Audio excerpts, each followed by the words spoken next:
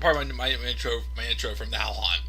Or if I ever did record myself a new intro and like edit a new intro and update it, because I've had the same one for 3 years now, but I still like my intro, even though it glitches sometimes because of the, I don't know, it's been done ever since the software update on my laptop. But anyways, what is going on, guys? This is the Club of the Man 1993.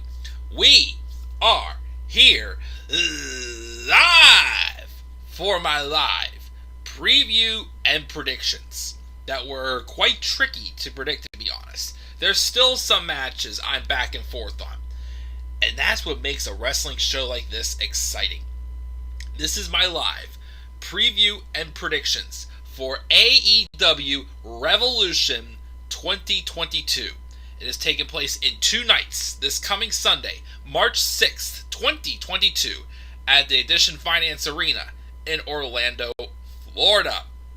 Including the buy-in, we have 11 matches on this card. Of course, it's going to be a long show, which, yes, I would definitely prefer a show like this, especially a card this stacked that does have some matches that do deserve, a good amount of time. But definitely a card like this, I definitely prefer this to be on a Saturday night. I don't know why this is on a Sunday night. I think Double or Nothing is going to be on a Sunday, but at least it's a Sunday of Memorial Day weekend, I believe. So at least, I don't have to get up early for work the next day. But, I still wish, that they would have keep these on Saturdays, or start them at 7 o'clock if they're going to be 4 hours long. But they're still good shows. And the hype for this show, the build for it, the card is absolutely stacked. There are, let me see here, let me go through this, not including the buy-in. There are 1, 2, 3, okay, 4, maybe 5 matches, maybe 4 or 5 matches, I would say, on this card. That, to me, I still go back and forth in the side of who I want to see win. There's one that I feel like, it could go either way, but I still feel pretty positive it's going to go one way. But I don't know, guys. Again, this card is stacked. It has a lot of matches that could easily be a main event on any episode of Dynamite or any pay-per-view, of course. You may be surprised, though, something that I do predict that happens in this show, which you'll find out at the very end. Well, if I do go with, what I'm still sticking with. But it's overall going to be a really good show. I, of course, I'm not afraid to set my expectations high for an AEW pay-per-view. But I'm very interested to hear what your thoughts are, guys, what your predictions are, because it's going to be a crazy show. I don't know if maybe, I didn't include this, but I don't know if any ROH talents are going to show up on this show, as Tony Khan just recently bought ROH just to start teasing some stuff and kind of like lead into like a different chapter or a different era following Revolution in the build to Double or Nothing. Even though Double or Nothing, there's not too long of a gap between Revolution and Double or Nothing. Probably the shortest gap.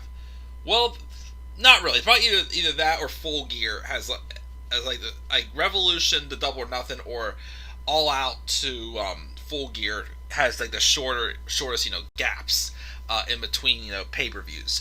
So it could vary, but we'll have to wait and see, of course, what happens after we get through Revolution, because there's still a lot of big talents out there that definitely could be coming on their way. There actually was I wouldn't say big talent, but they actually brought in Eric Redbeard from tonight, who of course used to be Eric Rowan in WWE. They brought him in on Rampage tonight, 'cause I did watch Rampage before I did this show, and so I don't know if that's just a temporary thing or what, but he's kind of part of the alliance now with Penta El Zero Miedo and Pac until Rey Fenix comes back. Who knows?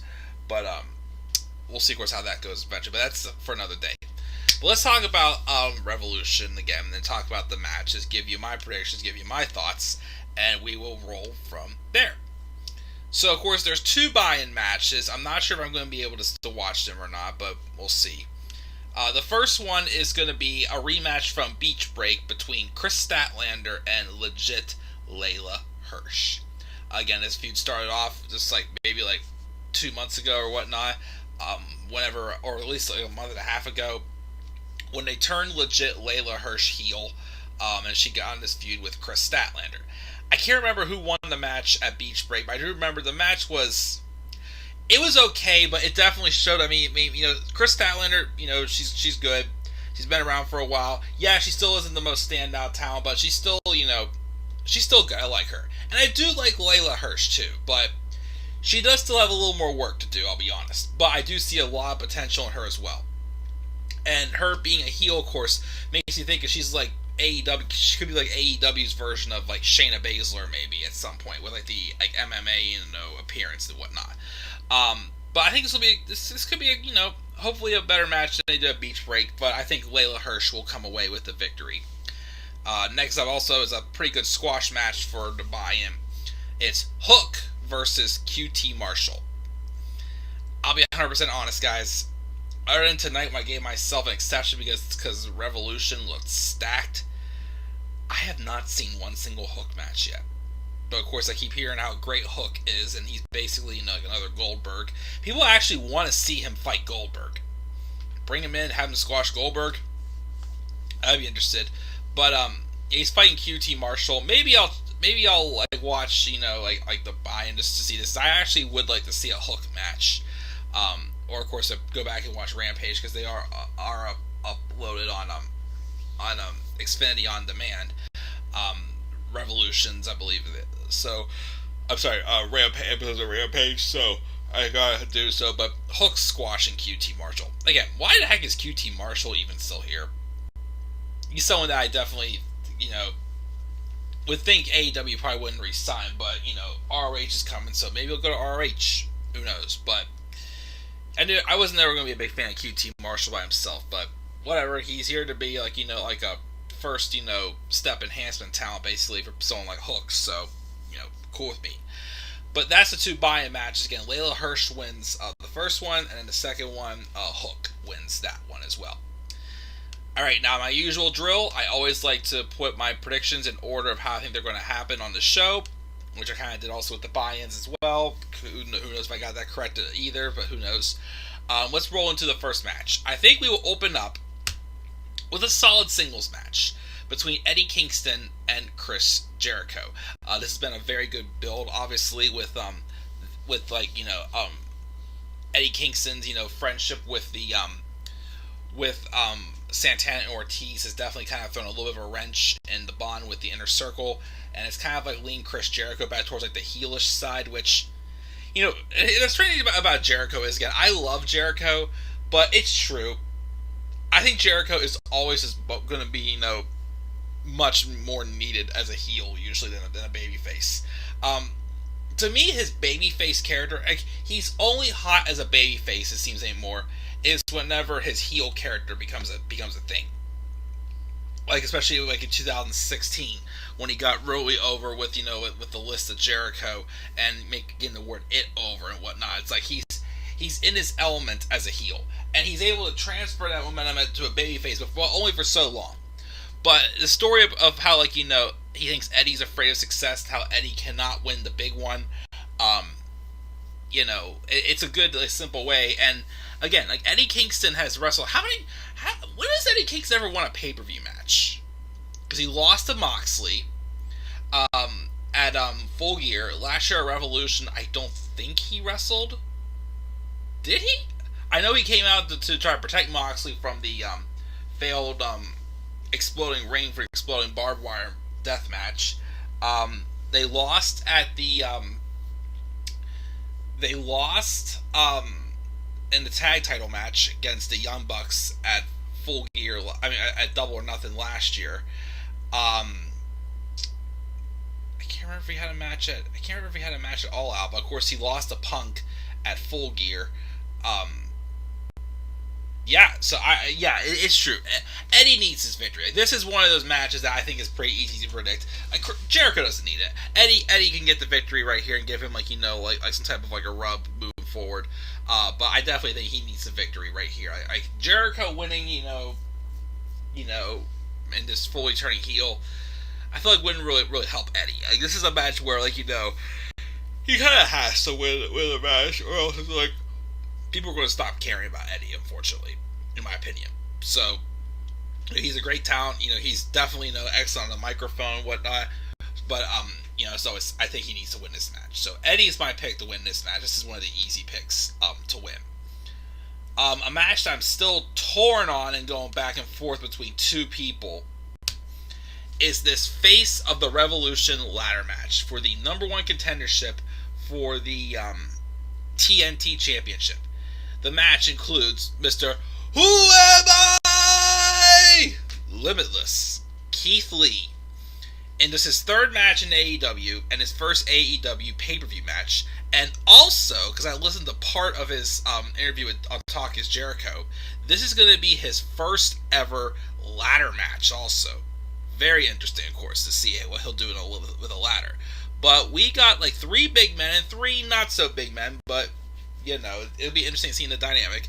But we've got Keith Lee, Wardlow, Powerhouse Hobbs, the FTW World Champion Ricky Starks, freshly squeezed Orange Cassidy, and the winner of the final qualifying match from tonight against Ethan Page, Christian Cage.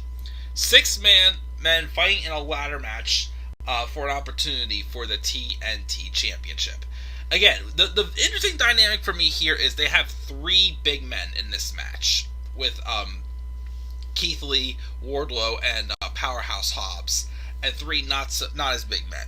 So like with that dynamic, I'm very interested to see how this goes. Especially of course Keith Lee and how he does in his first ladder match as well.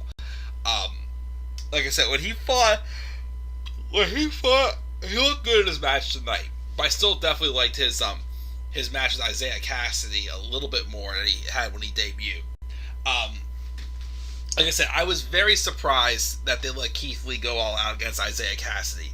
If they let him do that, I'm very interested to see, what he does in a freaking ladder match. Working with some guys who have some agility, or some guys who fight more like big men, like Wardlow or Powerhouse Hobbs for sure. Again, Wardlow's definitely much more ready than Powerhouse Hobbs. I mean, Powerhouse Hobbs, he's getting there, but I still wouldn't really count on him winning this match either. But I think this still will be an excellent match. As far as who's going to win, it's between 2 people. I definitely would love to see Keith Lee win this. Give him the victory and immediately put the TNT title on him, I think would be great.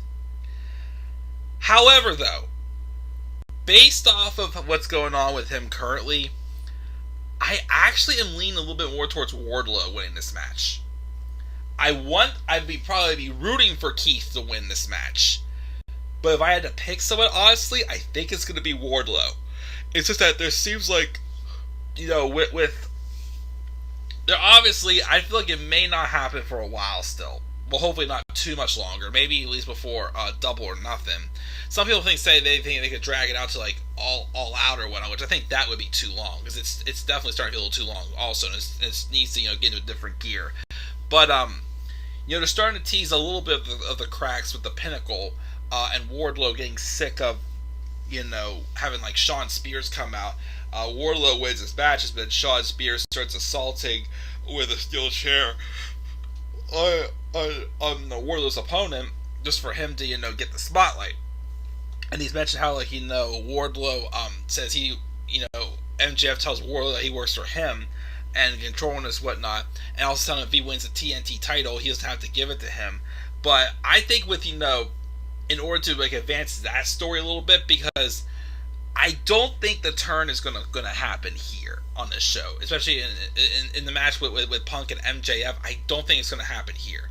Maybe Double or Nothing, or sooner than that. Who knows? But I feel like we gotta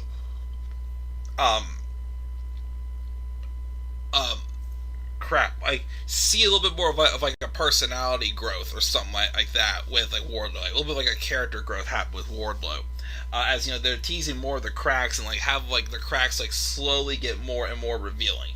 Again, Wardlow, stand up to MJF saying how he's too busy working for him and doing his dirty work for him pretty much. But I think because of the storytelling advancement, As badly as I want Keith Lee to win this, and I still think there's a good chance that I'm going to be rooting for him for it, I still have the feeling they're going to give the win to Wardlow.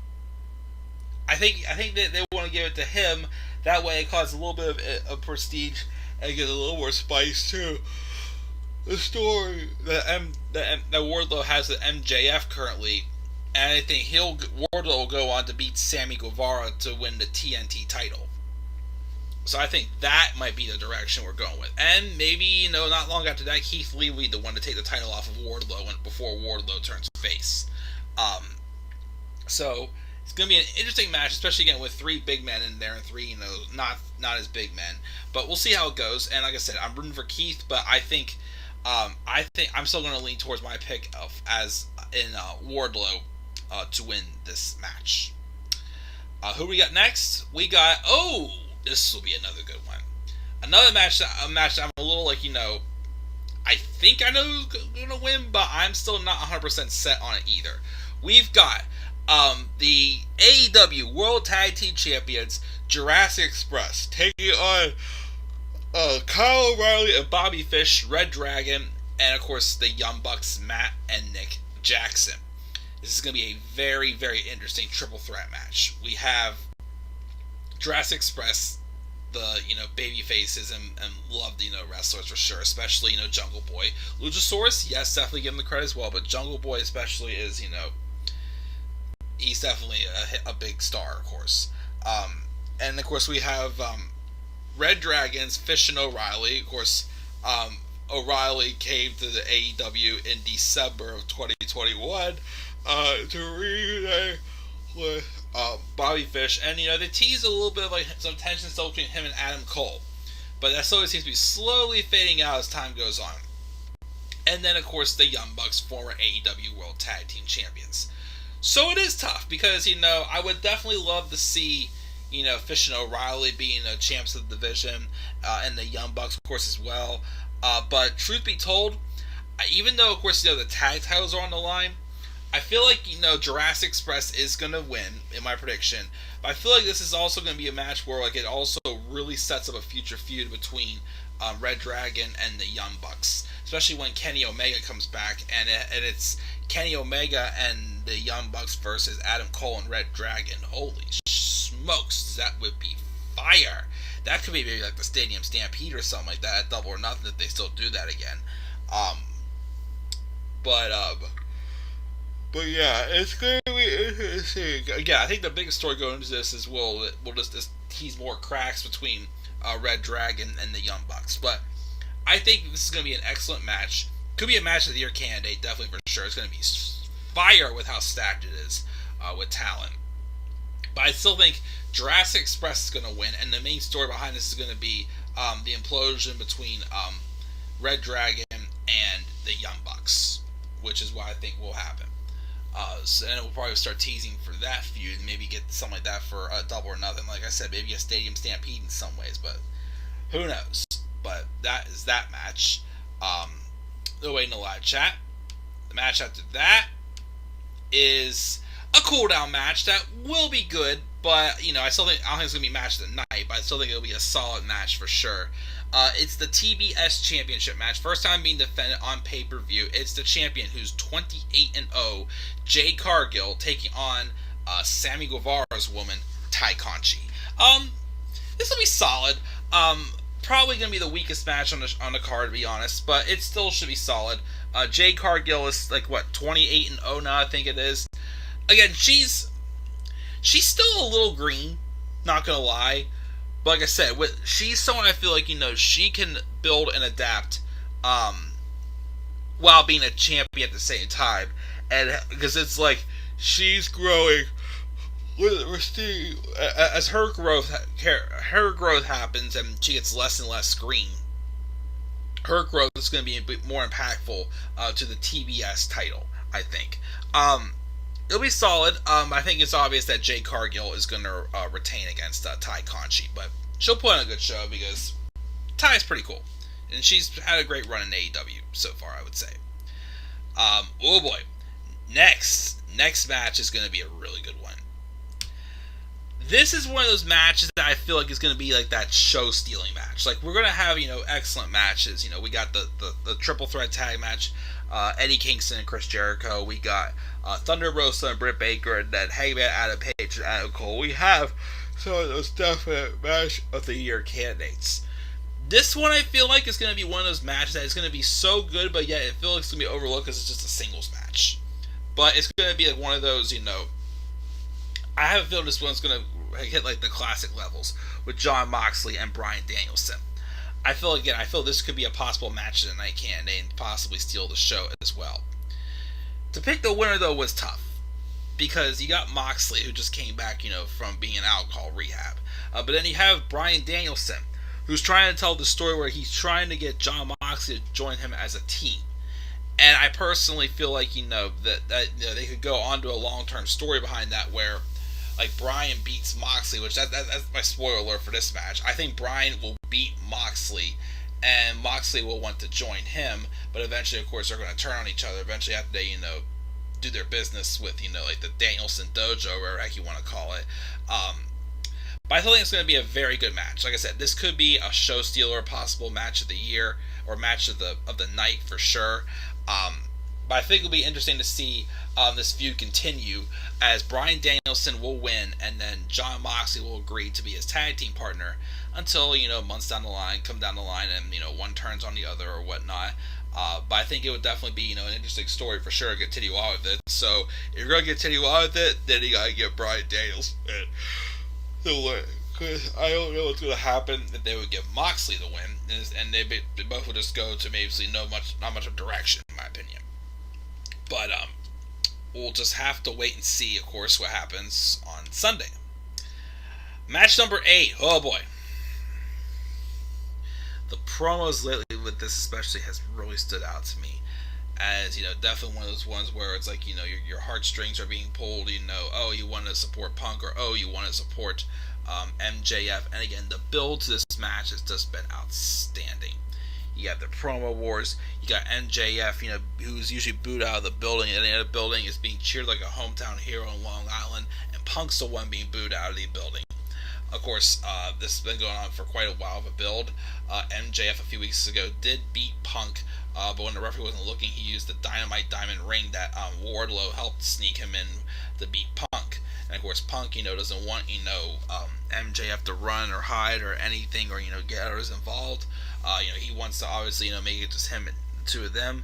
So that's why he asked MJF to wrestle in a dog collar match. But of course, MJF, who's a lot more smart than he looks, he comes up with some story, we'll tell him a story about how, Punk was like his hero growing up and how it meant a lot to him when he got his photo taken with him, but then he was disappointed in Punk for leaving when he did.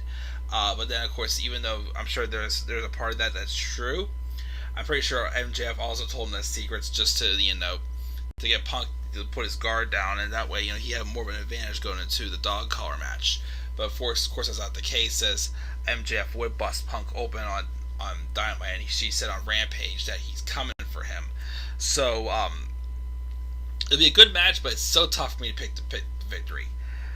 Personally, again, because I feel like, if he doesn't drop it to Adam Cole, which we'll get to that match in a second, I still feel like, MJF should get this. Punk's big victory over MJF eventually is him winning the world title off of MJF. So I think, they're, I think it would be best to see MJF win this match and get up on Punk 2-0 to create a little more of that illusion of like, oh my goodness, what am I supposed to do to beat this guy and whatnot, and he won't be able to figure out for the longest time. But I think MJF will get the victory in this dog collar match, and it's going to be a good match. And we'll probably see MJF and Hangman battle at a Double or Nothing, where Hangman finally wins the world title, and then he'll drop it to Punk, maybe at like All Out or something like that, which will be interesting for sure. I'm starting to get sleepy, so that's why I'm starting to rush through a little bit here, guys. Sorry about that.